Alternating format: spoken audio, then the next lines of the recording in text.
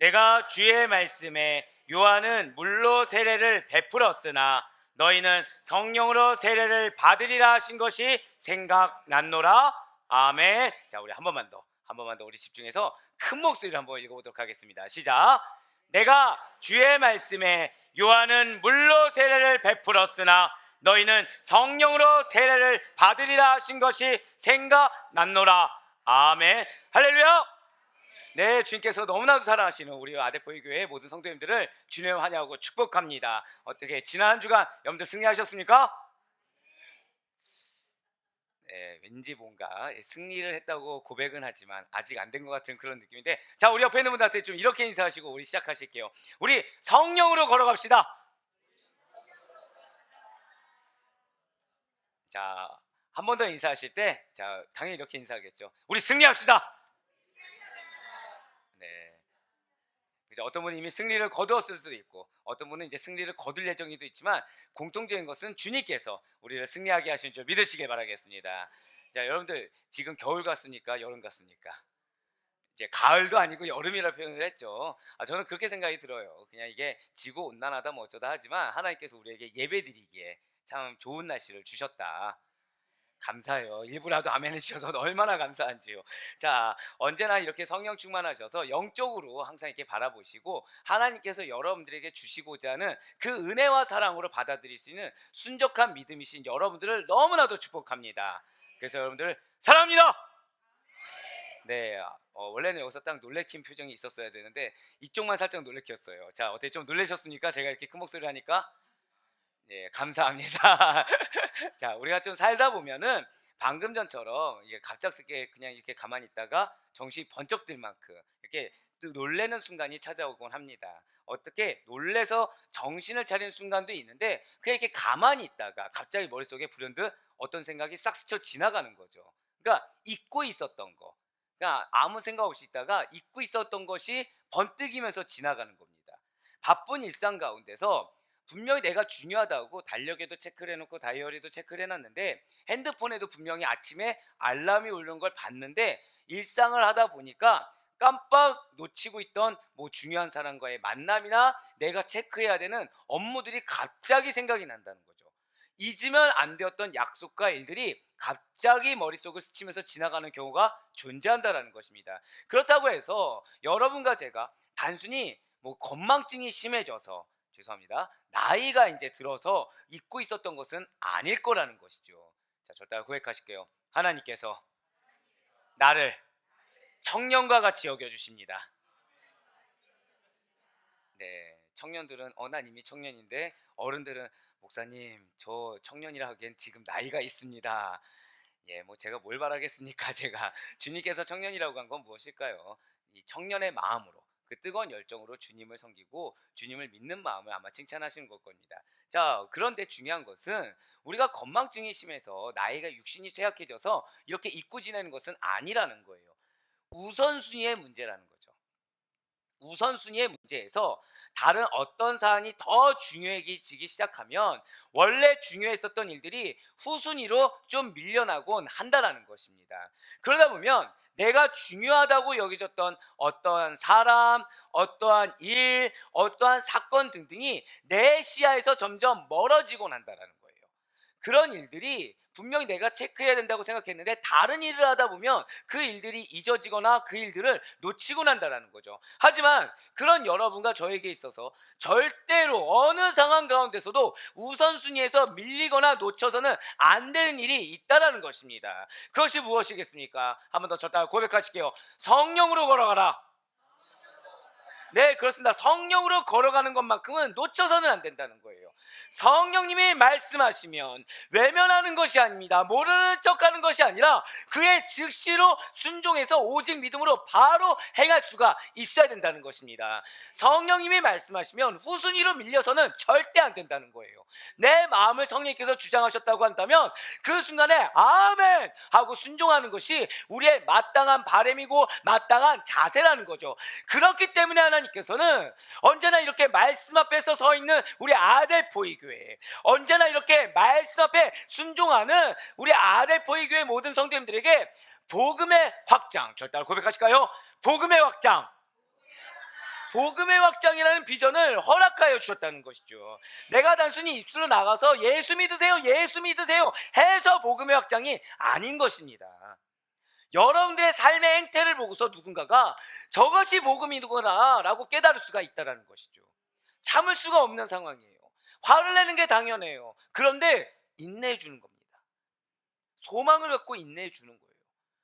상대방은 나를 몰라두고 상대방이 내가 지금 어떤 마음인지 몰라준다고 하더라도 절대 고백하실게요. 하나님께서 말씀하시면 그 말씀을 믿는 거예요. 하나님께서 나에게 말씀하셨으면 상대의 영혼보다 더 큰 하나님, 내가 눈으로 보여져서 판단되어진 그 환경보다 더 정확하고 크게 보시는 하나님, 그 하나님께서 나의 이 아멘을 통해 크게 역사하신다, 그 사실을 믿는 믿음으로 우리가 아멘할 수가 있다는 것이죠. 그렇게 해서 복음의 확장이 이루어지게 된다는 것입니다. 내가 입술로 증거하지 못한다고 하더라도 나의 삶의 변화를 통해서, 나의 생각의 변화를 통해서 예수님을 만나게 되는 그 은혜가 우리에게 사명으로 주어졌다는 것이죠. 그래서 하나님께서 말씀을 충만하게 내려주신다는 거예요. 사랑하는 여러분들, 말씀을 하나님께서 거저주지 않으십니다. 사실 많은 분들의 연락을 이렇게 받곤 할 때 정말 훌륭한 목사님들이 많습니다. 근데 간혹 가다가 말씀의 어떤 은혜를 받지 못한 분도 복원한다라는 거예요. 그건 그분의 양리 되신 분들이 마음이 어려워하는 것을 복원합니다. 그럼 저는 무슨 생각이 들까요? 하나님이 말씀을 누구나에게나 다 허락하시는 것은 아니구나. 하나님이 말씀을 주신다는 것 자체가 은혜구나. 할렐루야. 네, 말씀을 그냥 주시는 것이 아니래요. 왜일까요? 절대 고백하실까요? 승리하기 위해. 그렇습니다. 말씀을 주시는 이유는 승리하라고 주시는 것입니다. 그 말씀을 읽고서 우선순위에서 밀려날 말씀이라고 주신 것이 아니라는 거예요. 그 말씀이 다른 분주한 일보다 더 뒷전으로 밀려도 되는 그러한 계제의 것이 아니기 때문에 이 말씀을 우리에게 허락해 주셨다는 거예요. 말씀이 능력입니다. 말씀이 힘입니다. 말씀이 승리의 원동력이 되는 것입니다. 그런 가운데 여러분과 저에게 오늘은 성령으로 걸어가라, 이 사도행전 시리즈 11번째 시간으로 절대 한번 더 고백하실게요. 성령으로 세례받음. 예, 그냥 세례받은 게 아니에요. 성령으로 세례받음이라는 주제로 사도행전 11장 16절의 말씀을 허락해 주셨다는 것이죠. 먼저 오늘 본문 말씀 사도행전 11장 16절의 말씀을 다시 한번 더 보도록 하시겠습니다. 내가 주의 말씀에 요한은 물로 세례를 베풀었으나 너희는 성령으로 세례를 받으리라 하신 것이 생각났노라. 아멘. 자, 우리에게 허락된 오늘 본문의 성경 말씀은 잘 기억하시길 바래요. 이방인의 오순절 사건을 지금 말하고 있는 것입니다. 자, 무슨 사건을 말을 하고 있다고요? 이방인의 오순절 사건. 목사님, 이방인의 오순절 사건이라고요? 제가 평생토록 오순절 사건은 들어봤는데 이방인의 오순절 사건이라는 단어는 처음 들어봤습니다 라고 말씀하신 분들이 분명히 계실 것입니다. 자, 그렇다면 우리가 지난 한 주간 잘 붙들고 있었던 지난 주일 말씀 한번 생각해 보시길 바래요. 네, 이렇게 티나게 한숨이 갑자기 딱 나오면 질문을 하고 싶은 갑자기 욕구가 생기기 시작하죠. 자, 어떤 메시지였습니까? 기름 부음. 우문형답이었네요. 그렇죠. 예, 기름 부음이 맞는데 제가 원하는 대답은 이게 아니었는데. 야, 좋습니다. 그러면 어떤 내용이었습니까? 예, 다 마음으로 대답하셨죠? 예. 혹시 고넬료 가정에 무슨 일이 있었는지 혹시 기억하십니까? 네. 네. 뭐 마음으로 믿음으로 받아들이면 되니까요. 자, 베드로 사도가 그동안에 이방인에게 편견이 있었나요, 없었나요? 있었어요. 있었습니다. 아무리 베드로 사도라고 하더라도 깨지지 않는 영역이 있었다는 거예요.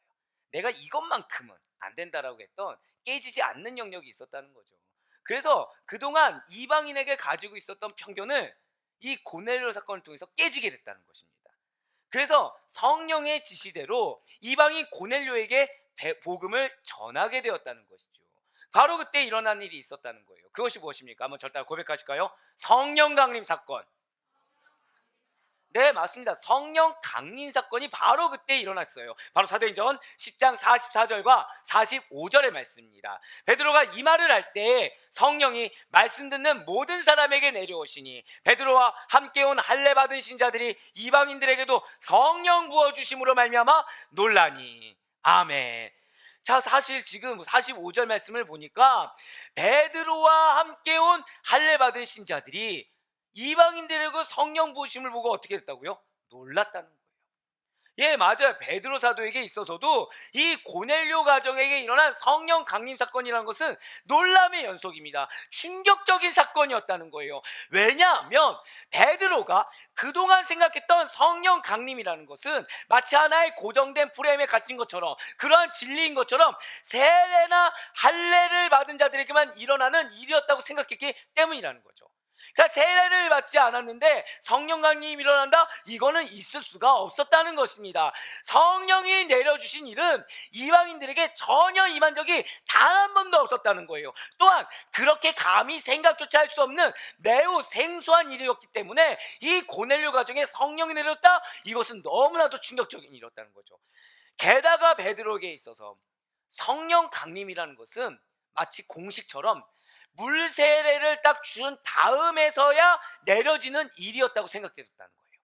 그러니까 그동안 물 세례를 주지 않고서 성령 강림이 일어난 일은 단 한 번도 없었다는 거죠.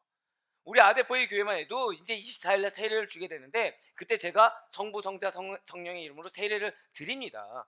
그러면은 보통 어떻게 생각하냐면 뭐 유아 세례가 됐든 일반 세례가 됐든 그렇게 세례식을 통해서만이 성령 강림이 내려진다 이렇게 생각을 해왔다는 거예요. 게다가 세례받지 않는 이방인들에게 이 물 세례를 주지 않았는데 하물며 이방인인데도 성령이 내려졌다? 이 사실은 놀랄 수밖에 없었다는 거죠. 그렇다면 여기서 잠깐, 대체 성령 세례는 뭐고 물 세례는 대체 뭐란 말입니까? 분명 성경은 물로 세례를 받는 것과 성령으로 세례를 받는 것을 구별하여 기록하고 있습니다. 자, 물로 세례를 받는 것과 성령 세례를 받는 것을 구분해서 기록하고 있다는 거예요. 성령 세례는 뭐냐면, 잘 들으시길 바래요. 예수님을 여러분들 나의 구주로 모시고 계십니다. 맞습니까? 네, 예수님을 나의 구주, 나의 하나님으로 우리는 모시고 있어요. 그렇게 믿는 자에게, 예수님을 나의 구주, 나의 하나님으로 믿고 고백한 자에게 성령님이 처음으로 임하게 되는 거죠. 그러면서 절대 고백하실게요. 중요한 단어입니다. 영적 거듭남. 예, 영적 거듭남을 통해서 구원으로 인도하는 사건. 그러니까 우리가 믿게 되면 누가 오신다고요? 성령님이 오시고 우리가 영적으로 거듭나게 된다는 거예요. 거듭나야 우리가 구원을 받을 수가 있게 되거든요. 이것이 무엇이다? 영적 거듭남이 무엇이다? 성령 세례라는 것입니다. 이러한 성령 세례는 물 세례보다 앞설 수도 있고 뒤따라올 수도 있다는 거예요. 성령 세례는 어떻다고요? 물 세례에 기준되지 않는다는 거예요.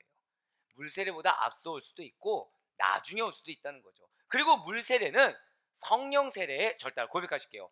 외적 상징. 좀 어려울 수가 있을 텐데요. 그러니까 성령 세례를 내려줬다는 어떤 표면적인 상징적인 의식이라는 것입니다. 성령을 통해서 과거의 죄가 씻기옵니다. 그 영이 거듭났어요. 그래서 그리스도와 연합하게 됩니다. 그리하여 죄에 대해서는 죽고 의에 대해서는 다시 살아난다는 그리스도의, 그 기독교의 구원 진리의 상징이 바로 물세례라는 거죠. 다만 성령 세례가 없는 물세례란 아무런 의미가 없다라는 것입니다. 특별한 경우에는 물 세례를 받지 않고 성령 세례를 받을 수가 있을까요, 없을까요? 있다라는 거예요. 상당히 다들 갑자기 어려워하시는데 되게 중요한 진리이기 때문에 꼭 알아두셔야 되는 것입니다. 왜냐하면 이단이 이거를 혼용해서 우리를 미혹하기도 한다라는 거예요. 마치 이거를 받지 않으면 안 되는 것처럼. 그렇지만 여러분들 이거 하나만 기억하시면 됩니다. 물 세례보다 앞설 수도 있고 뒤에 따라올 수도 있는 거. 이것이 무엇이다? 성령 세례라는 거예요. 성령 세례는 무엇이다? 성령님이 우리가 믿음으로 성령을 받았을 때 영적으로 어떻게 된다고요? 거듭나게 되었다. 이 정도 기억하시면 돼요. 물 세례는 외적 상징이다. 그러니까 내가 믿는 자입니다. 내가 기독교인입니다. 나는 구원받은 자입니다는 어떤 상징적인 의미. 이것이 물 세례라는 것이죠. 좀 이해가 되십니까? 감사해요. 어떻게 더 쉽게 해드릴까 고민했었는데, 자, 그렇기 때문에 실제로 성경에서는 물 세례의 결과로 성령이 임했다는 내용이 있어요. 그리고 성령이 임한 다음에 물 세례를 금할 수 없노라라는 내용이 나와 있다는 거죠. 먼저 물 세례의 결과로 성령이 임했다라는 내용은 사도행전 19장 5절과 6절 말씀에 이렇게 기록되어 있습니다. 사도행전 19장 5절과 6절의 말씀입니다. 그들이 듣고 주 예수의 이름으로 세례를 받으니 바울이 그들에게 안수함에 성령이 그들에게 임하심으로 방언도 하고 예언도 하니. 아멘. 지금 물 세례를 줬더니 성령님이 임하셨다는 거예요. 지금 물 세례의 결과로 성령이 임한 것을 지금 보여주고 있다는 거죠. 이어서 성령이 임한 다음에 물 세례를 금할 수 없다라는 내용은 사도행전 10장 47절에 나와 있습니다. 사도행전 10장 47절에 말씀입니다. 이에 베드로가 이르되 이 사람들이 우리와 같이 성령을 받았으니 누가 능히 물로 세례를 베품을 금하리요 하고. 아멘. 그렇습니다. 지금 고넬료는 베드로의 설교가 끝나기도 전에 성령이 강림하셨다라는 거예요. 진실로 하나님께서는 이방인 고넬료에게 친히 성령을 내려주시사 당신의 자녀로 삼아주신 것입니다. 그렇기 때문에 베드로는 하나님의 뜻을 거스를 필요가 전혀 없다는 거예요. 지금 성령님을 누가 주셨다고요? 하나님이 주셨는데 베드로가 자신의 편견으로 세례를 베푸냐 안 베푸냐 이런 고민할 필요가 없다는 거죠. 이미 성령을 받았기 때문에 고넬료에게 물로 세례를 베푸는 것이 마땅하고, 또 베드로는 자신의 편견이 깨졌기 때문에 마땅히 그렇게 당연하게 이방인에게 세례를 베풀 수가 있었다는 것입니다. 이렇게 고넬료 가정에게 일어난 성령 강림 사건이 바로 이방인에게는 최초로 임한 것으로서 이방인의 오순절 사건이라고 볼 수가 있다는 거예요. 우리가 생각하는 오순절 사건이 무엇이죠? 성령 강림 사건입니다. 이방인에게 처음으로 임한 오순절 사건이 바로 이 고넬료 가정에게 임한 성령 강림 사건이라는 거예요. 베드로 사도는 왜 이것이 중요하냐면, 당시에 기독교로 개종한 유대인들이 이방인들에 대해서 무조건 할례를 받아서 유대인이 되어야 구원을 받을 수 있다는 생각을 가지고 있었어요. 근데 그들이 그것이 잘못이며 오직 복음을 듣고 그 복음을 믿는 자라야만이 구원을 받을 수 있다는 진리를 전파할 수가 있었다는 거죠. 바로 사도행전 11장 14절의 말씀입니다. 그가 너와 내 온 집이 구원받을 말씀을 내게 이르리라 함을 보았다 하거늘. 아멘. 우리 모두 아들표교회 성도 여러분들, 우리는 이신득이의 진리를 의심하지 않습니다. 우리는 그것을 믿고 있어요. 그렇다면 한번 여쭤보겠습니다. 초대교회 당시에는 이 이신득이의 진리가 익숙했을까요? 아니라는 거예요. 우리는 지금 너무나도 당연한데 당시에는 이신득이의 진리에 대해서 익숙하지 않았다는 거죠. 이 이신득이 믿음으로 말미암아, 예수 그리스도를 믿는 믿음으로 말미암아 구원을 받는다, 의롭다함을 받는다라는 이 진리에 대해서 익숙하고 당연하게 여기는 시대에 살고 있는 여러분과 저와 달리, 초대교회 당시에는 이방인의 전도가 막 시작될 그 무렵에는 복음을 듣고 구원을 받는다는 이 진리, 의로움을 얻을 수 있다라는 이 진리가 매우 어색했다는 거죠. 한번 여러분들 생각해 보시기 바랍니다. 지금 우리 물 사드신 분 계십니까? 뭐 거의 대다수가 물을 사 드시죠. 아무렇지 않게 우리 왜 생수 같은 걸 마시잖아요. 자, 80년대 어땠습니까? 80년대 제가 아직도 기억하는데, 정수기가 처음 나왔을 때, 왜 여러분들 혹시 기억하시나요? 돌 같은 거 딱 넣어서 거기다 물 통과하면은 물이 정수가 된다라고 했을 때 사람들이 다 비웃었습니다. 뭘 그렇게 하냐, 보리차 끓여 먹으면 되지. 근데 지금 어떻죠? 정수기가 일반화됐다는 거예요. 근데 만약에 8, 90년대에 가서 자, 물을 사 먹게 됩니다. 물을 사 먹는 것이 익숙한 시대예요. 이제 물을 사 먹게 됩니다. 라고 막 사람들이 얘기했다 보세요. 정수기도 어색한 시기에 물을 사 먹는다고 막 이렇게 얘기하면 그 당시 때 뭐라고 했을까요? 예, 그쵸? 이렇게 나오는 거죠. 너 제정신이냐 이렇게 나오는 겁니다. 근데 지금은 나 물 사 먹을 거야 하면은 우리 뭐라고 하죠? 뭐 당연한 얘기를 저렇게 크게 얘기하나, 이렇게 된다는 거예요. 당시에 이신득의 진리가 당연하다라는 이 진리가 오늘날 우리가 물을 사 먹는 것이 당연한 것은 전혀 다른 차원의 문제였다는 거죠. 단순히 공공재인 물을 돈 주고 사 먹느냐 안 사 먹느냐와는 전혀 비교도 할 수 없는 중대한 이슈가 바로 구원에 관한 변함없는 진리인 이신득이라는 것입니다. 분명 복음이 명확하고도 강력하게 선포되었습니다. 그럼에도 불구하고 유대교를 여전히 신봉하고 있는 전통 유대인들은 물론이요, 유대인 출신의 할레파 신자들, 즉 그리스도교로 개종한 유대인들까지도 결코 수용할 수 없었던 진리. 그러니까 교회를 나왔어요. 유대교에서 개종을 했어요. 근데 그런 그들조차도 절대 받아들일 수 없는 진리가, 마치 우리가 80년대 물 사 먹는 것을 받아들일 수 없는 것처럼 이들이 이신득의 진리에 대해서는 절대 받을 수가 없었다는 거죠. 어디에서요? 교회 안에서도. 그렇다면 대체 이신득이란 무엇입니까? 예수 그리스도를 믿는 믿음을 하나님께서 의롭다고 여겨주시는 거예요. 여러분과 저는 죄인입니다. 아담으로 인해서 원죄를 부여받은 죄인이라는 거죠. 이 죄를 누가 해결해 줄 수가 없다는 거예요. 근데 문제는 이 죄를 가지고서는 멸망의 길, 지옥에 갈 수밖에 없는 거죠. 결국 우리는 지옥행 열차가 예비되어 있는 자들이었던 것입니다. 그런데 놀랍게도 하나님이 그 죄인에서 의인으로 바꿔줄 만한 기회를 주셨어요. 이것이 누구십니까? 맞아요. 그것이 예수 그리스도라는 거예요. 결국 예수 그리스도, 그분을 믿는 믿음을 하나님께서 의인으로 여겨주셔서 구원해 주신다. 이것이 기독교의 핵심 내용이자 우리 믿음의 근원적인 토대요 뿌리가 되는 바로 이신득이라는 것이죠. 그럼 제가 여러분들에게 질문 한번 드려볼게요.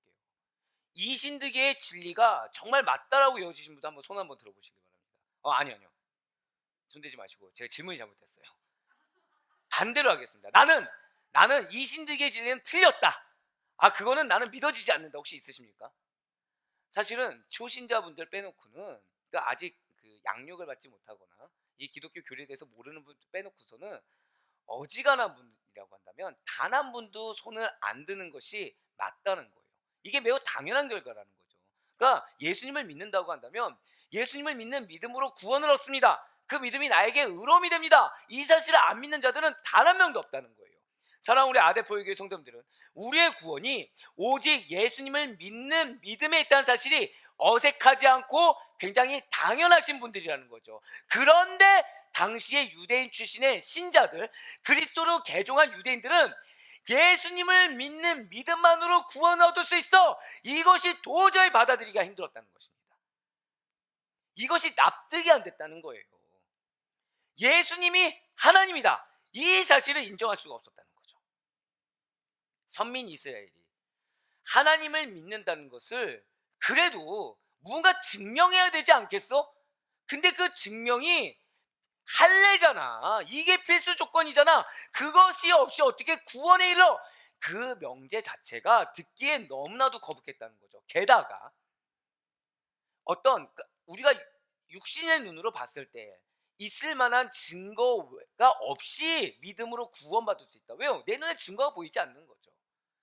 그 보이지 않는데 믿음으로 의롭다고 얻을 수 있는 것을 받아들이기 힘들었던 거에 더해서 특별히 하나님께서 선택하신 하나님의 백성만이 아니라 자신들이 개의 돼지라고 여겼던 이방인까지 구원의 반열에 들어온다? 더더욱 인정하기 싫었다는 겁니다.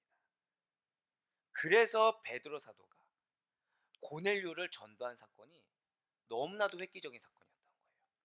그래서 그들이 성령 강림을 받은 것이 너무나도 충격적인 사건이라는 거죠. 자, 그렇다면 이 할례를 받은 유대인 출신의 신자들은 그 사실을 인정했겠습니까? 인정하기 힘들다는 거예요. 교회 안에 있는 사람들도 인정하기 힘든데 할례를 받은 유대인 출신들의 신자들, 그 가운데서도 할례를 받았다라는 자부심이 있던 그들은 베드로가 무할례자인 이방인과 교제하고 전도했다는 것을 인정하기 싫으니까 무엇을 하죠? 맹렬하게 비난하더라는 것입니다. 사랑하는 성도 여러분들, 여러분들이 믿음 생활을 해나갈 때 여러분들을 공격하는 대적자들이 있습니다. 그 대적자들은 여러분들이 구원받은 자녀로서 행하는 마음과 행동 자체를 인정을 못합니다. 그러니까 왜 여러분들 때때로 여러분들이 선행을 해요. 근데 앞에 있는 사람이 그걸 의심하거나 비꼬거나 뭐로 공격하는 경우를 우린 경험하곤 합니다. 왜 그런 일이 있죠? 당연하다라는 거예요. 그 안에 예수가 없기 때문에 예수님을 믿는 믿음으로 행한다는 그 행위 자체를 인정할 수가 없는 겁니다. 사랑하는 여러분들, 어떤 것도 이상하게 여기지 마시길 바랍니다. 그들의 그럼 그 행동의 결과는 무엇이냐? 맹렬하게 비난, 분노가 나온다는 거예요. 그래서 여러분들이 오히려 대적하지 않았는데도 화를 내는 경우를 봅니다. 그럼 여러분들은 어이가 없는 거죠. 어리둥절한 겁니다. 내가 뭐 했다고 나한테 이렇게 화를 내지? 내가 뭐 했다고 날 이렇게 공격하는 거지? 날 이렇게 비난하는 거지? 나를 이렇게 조롱하는 거지? 나를 이렇게 핍박하는 거지? 난 오히려 너를 위해서 희생했는데, 난 지금 오히려 너를 위해서 인내해줬는데, 근데 왜 나한테 이런 말을 하는 거지? 왜 감사가 없는 거지? 여러 가지 생각이 있지만 다 지우세요. 다 지우세요. 아, 이것이 복음의 차이구나. 근데 여기서 우리가 우월감을 느껴야 될까요? 느끼지 말아야 될까요? 전혀 느껴서는 안 된다는 겁니다. 감사하셔야 돼요. 하나님, 날 구원해 주셔서 감사합니다. 나에게 복음을 허락해 주셔서 감사하고, 내가 지금 세상에 있었다고 한다면, 제가 세상에 있었어요. 그 앞에 있는 사람이 화를 냈어요. 우리 어떻게 해야 되죠? 지면 안 되죠. 같이 싸워야죠. 근데 우리는 세상에 있는 자들이 아니죠. 우리는 믿는 자들입니다. 아멘이십니까? 믿는 자들은 대적하는 자들이 아니에요. 주 안에 거하는 자들입니다. 주님이 우리에게 어떻게 대하셨습니까? 우리가 주님의 마음을 슬프게 했을 때 주님이 우리를 대적하셨나요? 오래 참아주셨어요. 온유하게 대해주셨습니다. 우리는 그와 동일하게 대하는 거예요. 상대가 나에게 어떻게 대하느냐가 중요하지 않습니다. 상대가 나한테 어떻게 대하든지 간에 우리는 어떻게 대한다고요? 절대 고백하실게요. 예수님과 같이. 그것이 그리스도인인 것입니다. 사도행전 11장 2절로 3절 말씀 보시길 바래요. 베드로가 예루살렘에 올라갔을 때 할례자들이 비난해요. 자, 지금 베드로가 뭐 했나요, 안 했나요? 아무것도 안 했어요. 고넬료 가족을 전도했습니다. 자, 그럼 지금 잘한 건가요, 못한 건가요? 잘했죠. 근데 고넬료 가족 전도했다고 올라가자마자 뭐 했어요? 할례자들이 비난부터 하기 시작한 거예요. 이르되 내가 무할례자의 집에 들어가 함께 먹었다 하니. 자, 이렇게 생각하시면 됩니다. 여러분들이 전도를 한 거예요. 근데 갑자기 교회 왔는데 우리 교회는 당연히 그럴 일이 없겠죠. 갑자기 그래도 나름 신앙의 연수가 있다는 분이 갑자기 너 왜 그 집 가서 밥 먹었어? 누가 거기 가서 밥 먹으래? 자, 여러분 어떠실까요? 지금 베드로가 그런 상황이에요. 그래서 베드로는 화를 냅니까? 아니요, 화내지 않았어요. 베드로는 자신의 이방인 전도 내용을 소상하게 설명합니다. 여러분들 자세히 설명하는 것은 어떤 마음이 있어야 할 수 있을까요? 관심이 있어야 할 수 있어요. 좋은 마음이 있어야 할 수 있어요. 나쁜 마음이면 이렇게 자세히 설명합니까? 안 합니까? 전혀 하지 않아요. 근데 베드로가 지금 무려 사도행전 11장 4절에서 16절까지 이 성경에서 13구절을 지금 이용해서 자신의 이방인 전도 내용을 소상하게 설명합니다. 지금 베드로는 자신을 공격한 할례자들을 영혼으로 보고 있다는 거예요. 지금 자신을 공격한 할례자들을 대적자로 보지 않았다는 거죠. 제가 방금 어떻게 표현했었어요? 대적자로 본 것이 아니라 영혼으로 보고 있다는 것입니다.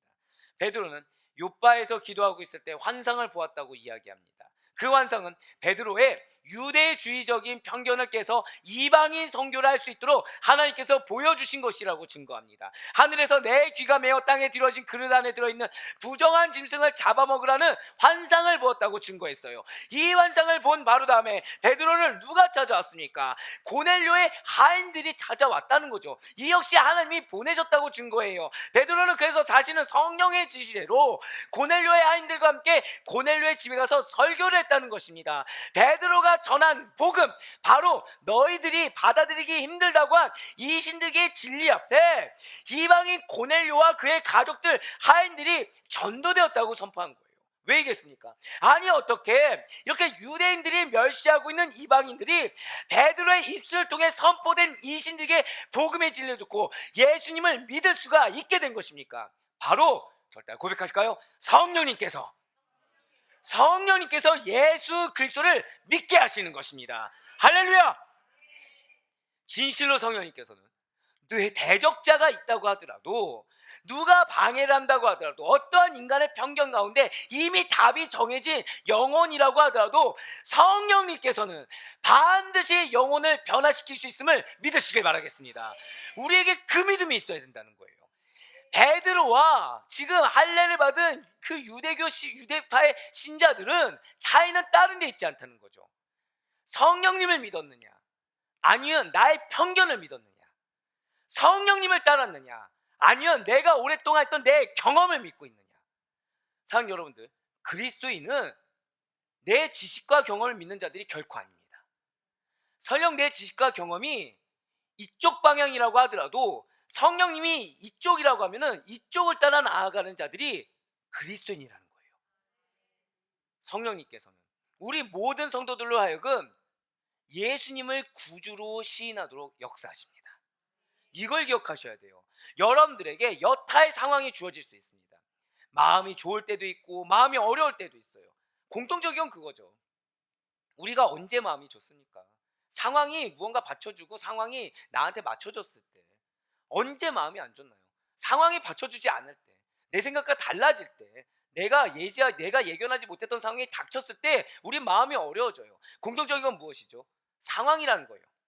현재 놓여진 상황이라는 것입니다. 사람이 주가 되든 물질이 주가 되든 건강이 주가 되든 공통적인 건 이 세상 가운데 있는 상황에 따라 우리의 마음은 좌지우지 된다는 거죠. 하지만 성령님께서는 내가 좋든 안 좋든 동일한 역사를 하신 것이 무엇이다고요? 어느 상황이든지 주인은 예수님이십니다. 그걸 깨닫게 하신다는 거예요. 결국 여러분들이 영적으로 나 스스로를 분별한다는 것은 한 가지의 문제에 봉착한 겁니다. 내가 지금 이 상황 가운데 예수님을 주인으로 인정하고 있느냐, 아니면 내가 주인이냐. 내가 지금 이 상황 가운데 예수님이 나에게 전부가 되느냐, 아니면 내 말과 생각이 지금 전부가 되느냐. 그 차이라는 거예요. 그래서 사도 바울은 이에 대해서 이렇게 증거하고 있습니다. 바로 고린도전서 12장 3절의 말씀입니다.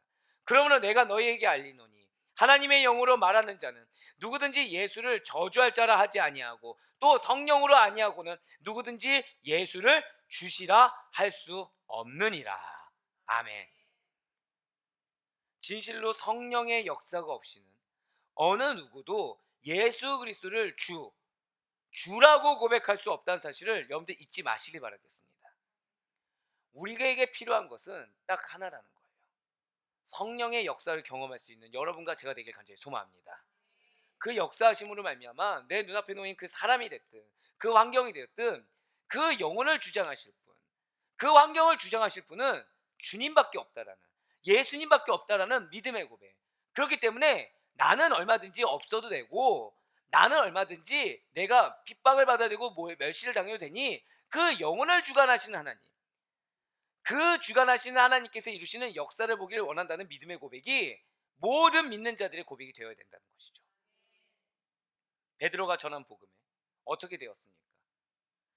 이방인 고넬료와 그의 식소들은, 자, 이게 중요합니다. 절대 고백하실까요? 믿음의 반응. 이게 중요하다는 거예요. 산 여러분들에게는 하나님이 약속을 주셨습니다. 믿으십니까? 우리에게 기업을 주겠다 약속하셨어요. 근데 여기서 차이가 있다는 것입니다. 공통된 것은 좀 종류가 다른 종류의 말씀이라고 하더라도 공통된 것은 우리에게 약속의 말씀을 하나님께서 친히 주셨어요. 기업을 주시겠다 약속하셨습니다. 누군가는 물질의 기업이 되겠죠. 누군가는 자녀의 기업이 되겠죠. 누군가는 건강의 기업이 되겠죠. 각자마다 하나님의 허락하신 분깃과 기업이 다르다라는 거예요. 공통적인 것은 하나님이 주신다라는 거죠. 그런데 중요한 것은 여기서 차이가 생긴다는 거예요. 어떤 차이라고요? 믿음의 반응이에요. 믿음의 반응. 내 눈을 믿지 마시길 바래요. 하나님을 믿으시길 바랍니다. 하나님을 믿는 믿음으로 반응하셔야 된다는 거예요. 쉬울까요, 어려울까요? 어렵죠. 근데 제가 항상 드리는 말씀 있죠. 어려워서 가치가 있는 것입니다. 제가 지금 요즘 나중에 이제 다 이루어지게 되면 여러분한테 이제 간증거리가, 이번 주는 지난주는 허다했어요. 이게 돌려 말하면 무슨 말씀인지 아십니까? 너무 바쁜 거예요. 너무 바쁜 겁니다. 근데 그때 하나님이 말씀 주신 게 무엇이냐? 바쁘지 않고 어떻게 가치가 있겠냐? 어렵지 않고 어떻게 가치가 있겠냐?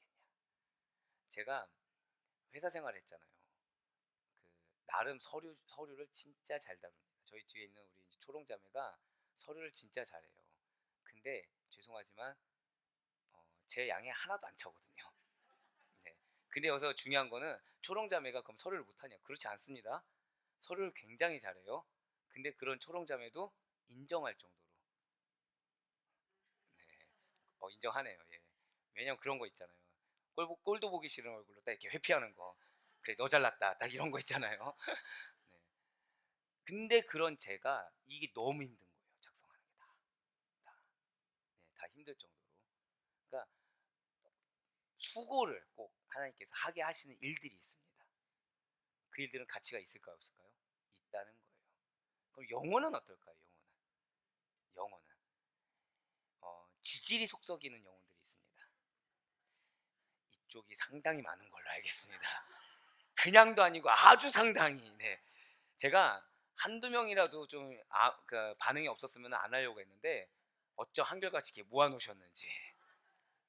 보통 이러면은 괜찮습니다라고 한 명이도 할 법하잖아요. 맞아요, 맞아요. 네. 그 영혼이 가치 있는 영혼인 거예요. 되게 웃긴 거 뭔지 아십니까? 반응 이쪽에서 나왔잖아요. 아멘은 이쪽에서 나와. 남의 일인 거지. 나는 그 정도는 아니거든요. 어렵다고 생각되는 일이 우리가 믿음으로 분별할 때는 이것이 정말 가치 있다는 걸 깨닫게 됩니다. 내 편견을 깰 정도의 일이다. 그러면은 우리가 받을 상급이나 그리고 우리가 누릴 수 있는 하나님의 은혜의 결실. 아멘이 안 나와야 될 분이 나오니까 상당히 마음이 어렵네요. 저분이 저를 그렇게 보나? 굉장히 큰 은혜가 있다는 사실을 믿으셔야 된다는 거예요. 그것이 영적 분별력인 것입니다. 인간적인 눈으로 볼 때는 그 영혼을 상대해서는 안 될 수 있어요. 그 환경 가운데 내가 더 이상 도전을 하지 말아야 될 수도 있어요. 하지만 영적으로 분별할 때 하나님의 계산법은 다르다. 기억하시죠? 그거를 믿을 수가 있어야 된다는 것입니다.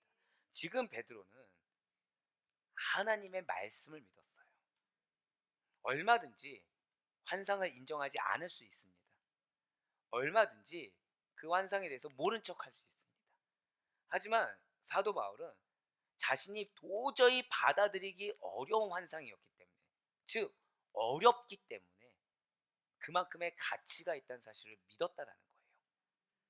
이것이 성령의 역사를 보게 된 믿음의 반응인 것입니다. 성령님께서 각 사람들에게 접목시킨 구원의 은혜가 바로 이 믿음의 반응을 통해서 충만하게 임했다는 사실을 여러분들 반드시 믿으시길 바라겠습니다. 실제로 베드로가 설교를 시작하자 오순절 때 성령이 임한 것처럼 말씀을 듣고 있던 이방인들에게도 성령님이 임하셨다는 거예요. 베드로는 그것을 보고 갑자기 또 생각나는 것이 있습니다. 뭘 생각났을까요? 물이 아니라 성령으로 세례를 받으리라 라고 생전에 말씀하신 주님의 말씀이 생각났다는 거죠. 오늘 보면 사도행전 11장 16절 말씀이 바로 그 말씀인 것입니다. 우리 다 같이 사도행전 11장 16절 말씀을 한 목소리로 읽겠습니다. 시작. 내가 주의 말씀에 요한은 물로 세례를 베풀었으나 너희는 성령으로 세례를 받으리라 하신 것이 생각났노라. 아멘. 그렇습니다. 이미 주님께서는 베드로에게 물이 아닌 성령으로 세례를 받을 것을 말씀해 주셨다는 거예요.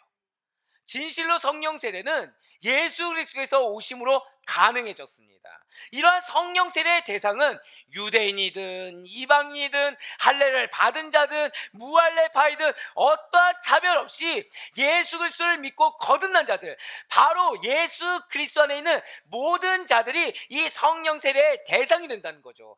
그래서 사도 바울이 이에 대해서 이렇게 선포하고 있다는 거예요. 골로새서 3장 11절의 말씀입니다. 거기에는 헬라인이나 유대인이나 할례파나 무할례파나 야만인이나 스구디아인이나 종이나 자유인이 차별이 있을 수 없나니 오직 그리스도는 만유시요 만유 안에 계시니라. 아멘. 사랑하는 여러분들, 여러분들이 말씀을 항상 많이 듣고 접해야 되는 이유가 바로 여기 있다는 거예요. 자, 지금 베드로는 주님께서 말씀하신 것을 이전에 고넬료 집안에 오기 전에 생각했습니까? 못했습니까? 못했어요. 그런데 들었던 말씀이 생각이 났다는 거죠. 받아들일 수 있게 됐다는 거예요. 여러분들이 말씀을 내가 이해하냐 이해 못하냐 내 기준이 아니라 하나님이 주셨을 때는 이것이 나에게 이유가 있다라는 말씀으로 용납했을 때, 받아들였을 때 그 말씀은 반드시 여러분들에게서 가장 그 말씀이 적용되어야 될 때, 그 말씀이 능력을 발할 때 그 말씀이 역사하는 힘이 있다는 사실을 믿으시기 바라겠습니다. 바로 이거라는 거예요. 누구든지 예수 그리스도를 주라고 시인하고 그리스도께서 모든 죄인들을 대신하여 십자가에서 죽으시고 다시 살아나신 사실을, 그 복음을 믿는 자들은 구원을 얻을 수 있다. 그래서 베드로가 이방인 고넬료에게 복음을 전파하였을 때 성령님께서 그들 가운데 찾아오시사 복음을 받을 수 있도록 도와주셨고, 베드로는 예수님의 말씀이 생각났다는 것이죠. 베드로가 바로 이것을 증거한 겁니다. 지금 베드로는 누구 말씀이 생각났다고 말씀드렸어요? 예수님의 말씀이에요. 그러면 이방인의 구원은 누구의 주권인 것입니까? 예수님의 주권이에요. 하나님의 주권이었다는 거죠. 그냥 일어났다고 한다면 어쩜 베드로 말에 힘이 안 실릴 수가 있습니다. 하지만 베드로는 생각났다는 거예요.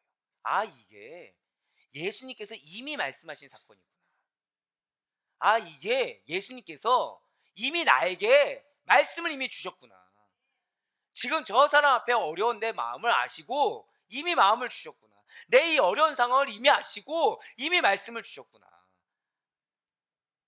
이 사실을 잊지 않으면 우리는 최소한 어떤 사건이나 어떤 사람 앞에서 죄를 저지르기 전에 한 번에 브레이크를 걸 수가 있습니다. 그 다음에 믿음의 반응을 보여야겠죠. 중요한 것은 말씀은 힘이 있습니다. 그 말씀이 여러분들에게 작용하는 힘은 내가 생각하고 내가 기대하는 거, 그리고 내가 마음을 누그러뜨리고 부인한 거, 그 이상의 효과를 볼 수 있다는 사실을 여러분들 반드시 믿으시길 바라겠습니다. 지금 베드로는 이러한 이방인의 구원이 그래서 예수님의 주권, 하나님의 주권임을 강조하면서 하나님께서 이방인들이 예수님을 믿을 때 유대인인 자신들에게 성령을 주신 것처럼 이방인들에게도 이미 하나님께서 미리 말씀하신 것처럼 성령을 주셨다고 증거하였다는 것이죠. 바로 사도행전 11장 7절의 말씀입니다. 그런즉 하나님이 우리가 주 예수 그리스도를 믿을 때 주신 것 같은 선물을 그들에게도 주셨으니 내가 누구이기에 하나님을 능히 막겠느냐 하더라. 아멘. 우리가 어떻게 감히 하나님의 일을 막을 수가 있겠습니까? 우리는 내가 너무 중요한 사람들이에요. 우리는 내 생각이 중요하고 내 마음 상태가 중요하고 내 감정이 중요하고, 그래서 내가 내뱉는 말 한마디에 영향력을 생각하지 않습니다. 상대가 나에게 말하는 영향력은 크게 생각하면서 내가 말하는 영향력은 생각하지 않는다는 거예요. 더불어서 분명히 하나님께서는 우리의 마음에 지은 죄가 분명히 행동으로 나오게 되고 이것이 우리에게 징계거리가 된다고 말씀하셨음에도 불구하고 생각으로 죄를 짓는다는 거죠. 누구를 위해서? 아이러니하게 나를 위해서. 그래서 사는 여러분들, 하나님의 일을 먼저 생각할 수 있는 우리가 되길 간절히 소망합니다. 하나님께서 지금 나에게 어떤 마음판을 원하시고 하나님께서 지금 나에게 어떤 언행을 원하시며 하나님께서 나에게 성령님을 주신 이유가 무엇인지를 깨달아야 된다는 거예요. 무엇보다 우리는 성령으로 세례를 받은 자들입니다. 결국 그럼 이 순간에도 성령님께서 역사하시는 거고 성령님께서 지금 나에게 어떤 음성을 주는지 그거를 듣는 것이 최우선인 것이지, 지금 내 감정이 어떠냐, 내 생각이 어떠냐는 건 중요하지 않다는 거예요. 한번 여쭤볼까요? 여기에 1억이라는 돈이 있어요.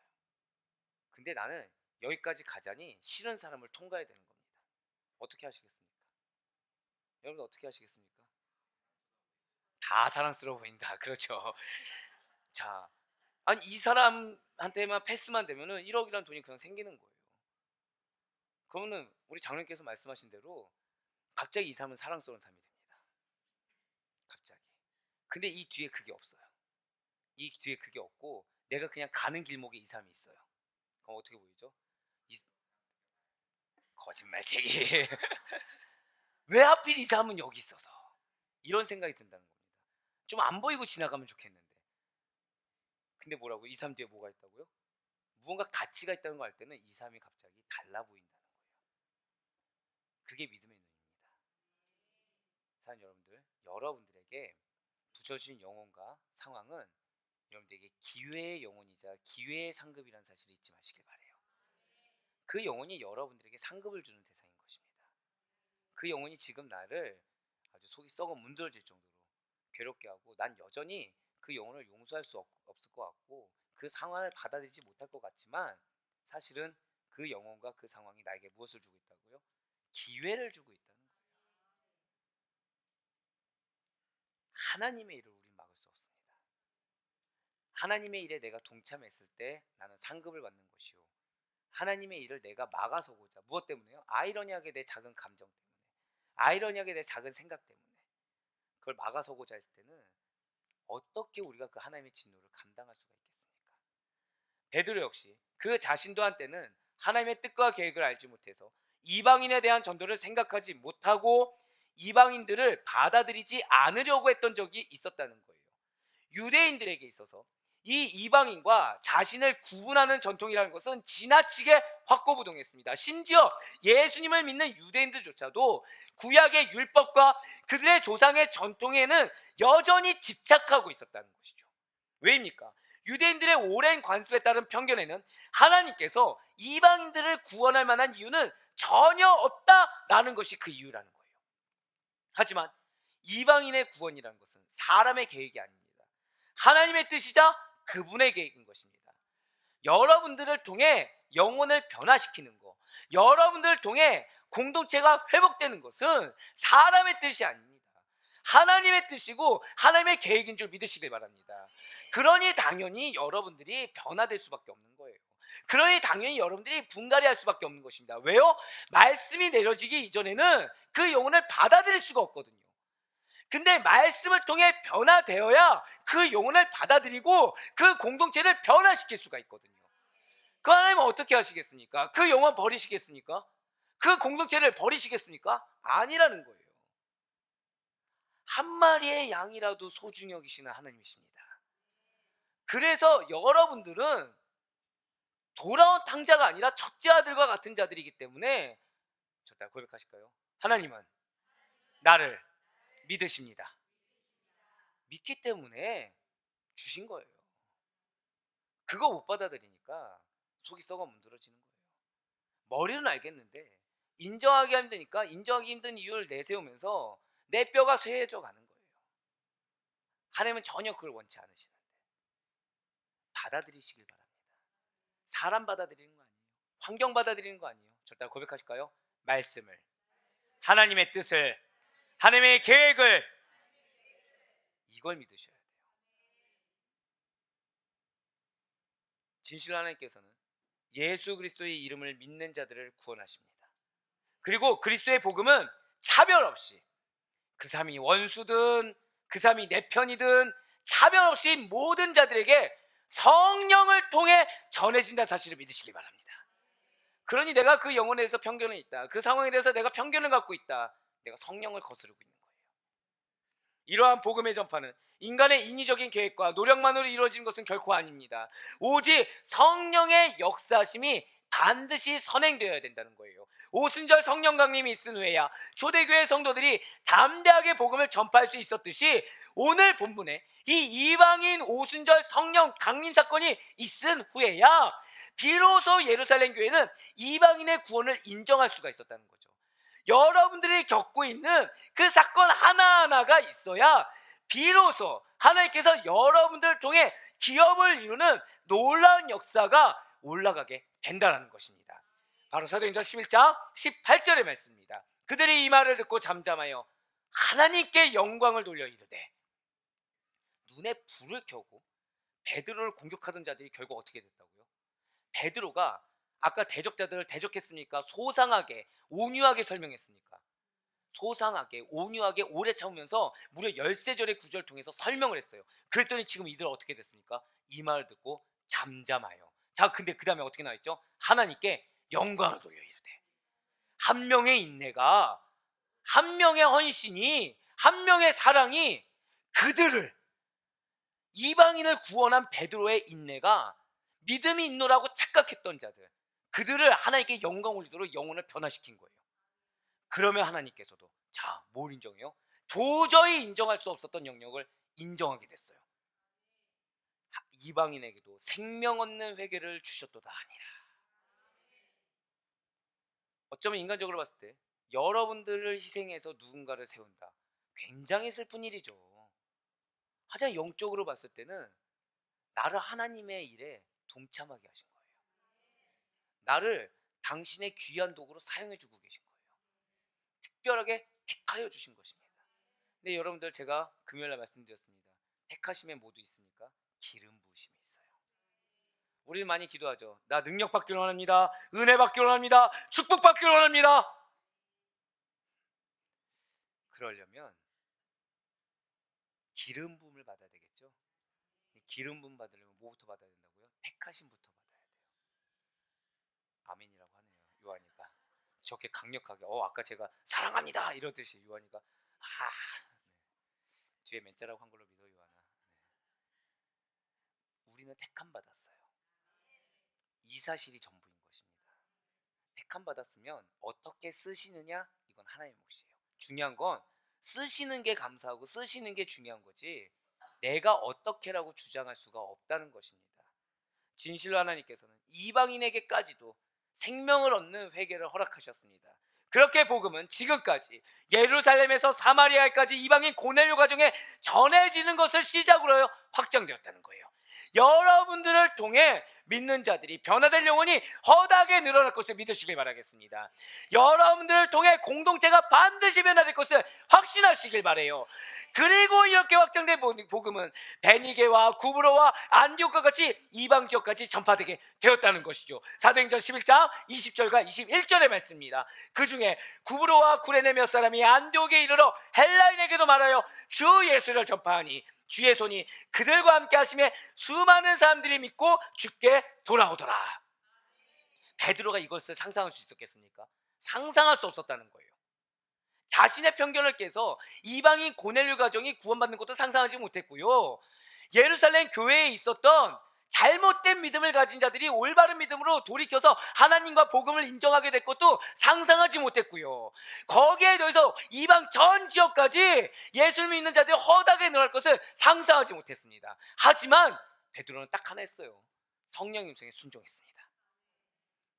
전하라고 하면 전했고, 참으라고 하면 참았고, 소상히 설명하라고 하면 소상히 설명했고, 인내하라고 했으면 인내했어요. 그랬더니 결심이 맺혀졌어요. 어쩌면 여러분들의 인내가 어떤 결과를 가져올지 모릅니다. 어쩌면 여러분들의 온유가 어떤 결과를 가져올지 모릅니다. 하지만 우리는 성령의 역사심을 경험하는 그리스도입니다. 그래서 기대할 수가 있다는 거예요. 그래서 참을 수가 있어요. 일단 뭘 참아야 온유하겠죠. 참고 바라볼 수가 있어요. 사랑하는 성도 여러분들, 이방인에게 복음이 전파되는 것, 이것은 하나님의 뜻입니다. 우리에게 붙여준 영혼이 내가 원하는 사람이든 내가 원하지 않는 사람이든 나를 통하여 그들이 복음이 깨닫게 하시기를 원하는 하나님의 뜻이 있음을 믿으시길 바랍니다. 분명 사탄은 복음을 깨닫게 되어 구원을 얻는 것보다, 그 영혼이 변화되는 것보다 내 상처받은 감정, 내 아직 일어나지 않은 일에 대한 어떠한 왜곡된 판단과 편견을 더 크고도 더 중요하게 보이는 것처럼 여기게 할 거예요. 그렇게 미혹할 것입니다. 그러나 그 무엇도 복음보다, 영혼의 구원보다, 공동체의 변화보다 중요하지 않다는 사실을 잊지 마시길 바라요. 하나님의 뜻은 복음을 증거하여 영혼을 구원하는 데 있다는 사실을 잊지 마시길 바라겠습니다. 그것이 우리의 입술이든 그것이 우리의 삶이든 우리가 복음을 전파하는 곳곳마다 주의 손이 여러분들과 항상 함께 해주실 것을 믿으시길 바라요. 예루살렘 교회가 그러했습니다. 진실로 하나님께서는 주의 손이 늘 그들과 항상 함께 해주심을 말미암아 예루살렘 교회의 복음 선포를 주님께서 도와주셨다는 것이죠. 예루살렘 교회는 결국에 이방인 선교를 인정하게 되었어요. 한 명으로 인해서 인정하게 되었습니다. 거기서 한 걸음 더 나아가 이방인 선교의 전초 기지가 될 안디옥 교회를 세우게 돼요. 본격적인 이방인 선교 시대를 열 수가 있게 되었다는 거죠. 한 명의 믿음으로. 바로 이때 안디옥에 있는 사람들은 복음 전도자를 통해서 예수를 알게 된 것입니다. 그리고 그리스도를 주라고 시인하는 가운데 믿지 않는 자들로부터 그리스도인이라고 인정받게 되었다는 것이죠. 바로 사도행전 11장 26절의 말씀입니다. 만남에 안디옥에 데리고 와서 둘이 교회에 1년간 모여 있어 큰 무리를 가르쳤고 제자들이 안디옥에서 비로소 그리스도인이라 일컬음을 받게 되었더라. 뭐 선행을 해서 그리스도인, 경건한 자세를 취해서 그리스도인, 그렇게 쉽게 말할 수 있는 것이 아닙니다. 지금 여러분들 제가 지금 이 설교를 했을 때 어떻게 들리십니까? 베드로 쉽게 여기십니까? 아니에요. 어렵습니다. 나의 생각에 근간을 깨뜨렸어요. 깨뜨린 거면 우리가 그 정도면, 우리는 깨뜨리면 어떻게 되죠? 그 다음은 알아주길 원합니다. 바라지 않았어요.